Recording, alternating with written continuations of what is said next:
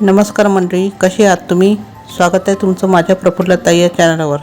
आज आपण बघणार आहोत मुळ्याच्या पाल्याची भाजी. ही भाजी खूप चविष्ट वाटते खायला आणि खूप पौष्टिकही असते.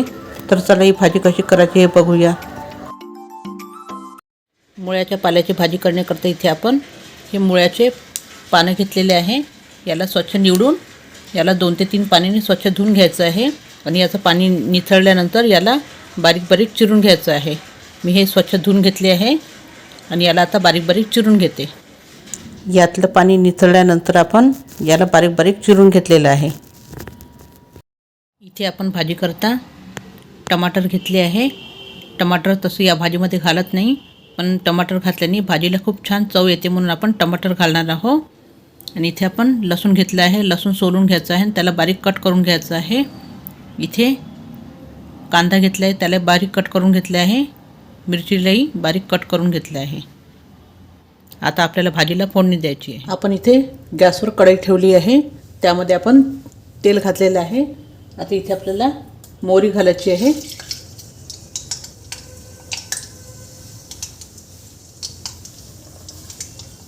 मोहरी झाल्यावर आपल्याला जिरं घालायचं आहे. इथं जिरं मोहरी छान होऊ द्यायचं आपल्याला. आणि इथे जिरं मोहरी तडतडल्यानंतर आपल्याला यामध्ये लसूण घालायचं आहे. इथे मी लसूण घातलेलं आहे आणि कांदा घालायचा आहे. लसूण थोडंसं झाल्यावर इथे मी कांदा घातला आहे. इथे कांदा आपल्याला परतवायचा आहे आणि यामध्ये आपल्याला मिरची घालायची आहे. इथे मी हे मिरची घालत आहे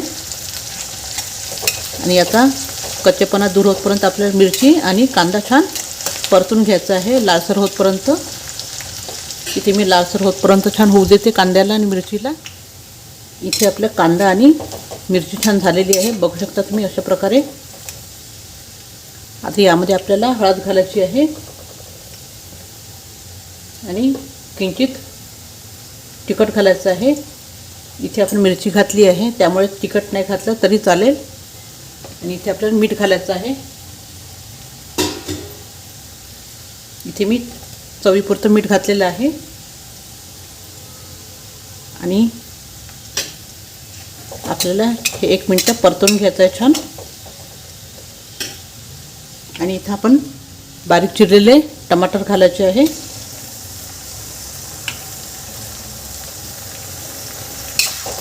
हे टमाटर आपल्याला छान 2-3 मिनटं शिजवून घ्यायचे आहे. आणि ही कढई आपण लोखंडाची वापरली आहे. पालेभाज्याला लोखंडाची कढई वापरायची. इथे 2-3 मिनटं झालेले आहे आणि आपले टमाटरसुद्धा छान सॉफ्ट झालेले आहे. आता यामध्ये आपल्याला बारीक चिरून ठेवलेली मुळ्याच्या पाल्याची भाजी घालायची आहे. इथे मी हे भाजी घालून घेते आणि आपण ही कढई लोखंडाची याकरता वापरायची आहे कारण की यामध्ये लोह असते आणि ती लोह आपल्या शरीराला खूप उपयोगाची असते.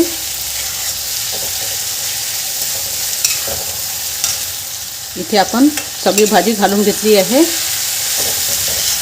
आता याला छान परतून घ्यायची आपल्याला. ही भाजी दिसताना जरी पुष्कळ दिसले तरी आपण ही जेव्हा असे टाकतो तेव्हा ही भाजी कमी होऊन जाते. याला छान आपल्याला हे असं परतून घ्यायचं आहे. हे सगळे जे आपण मसाले घातले आहे, कांदा टमाटर वगैरे सगळे छान यामध्ये मिक्स झाले पाहिजे.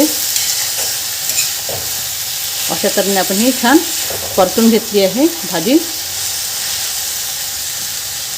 आता गॅस आपल्याला कमी करायचा आहे आणि यावर झाकण ठेवून ही भाजी आपल्याला शिजवून घ्यायची आहे.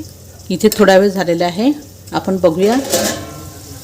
ही भाजी आपल्याला थोड्या वेळाने परतवायची आहे. अशी परतवत आपल्याला ही भाजी शिजवून घ्यायची आहे. अशी मी ही भाजी परतवत शिजवून घेते छान.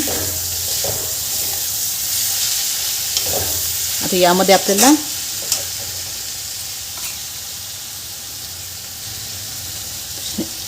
भाजलेल्या शेंगदाण्याचा कूट घालायचा आहे.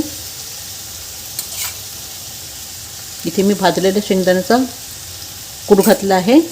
याला छान मिक्स करून घ्यायचं आणि ही भाजी परत आपल्याला छान शिजवून घ्यायची आहे.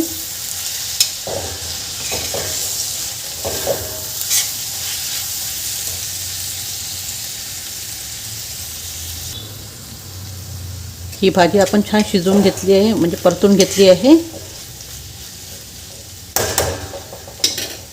आता याला परत झाकून छान शिजवून घ्यायची आपल्याला पूर्णपणे. इथे आपण भाजी परत शिजवून घेतली होती. इथे आपली भाजी पूर्णपणे शिजलेली आहे. बघू शकता तुम्ही, इथे पूर्णपणे भाजी आपली शिजलेली आहे. आता गॅस बंद करून द्यायचा आहे आपल्याला. इथे मी गॅस बंद करून दिलेला आहे.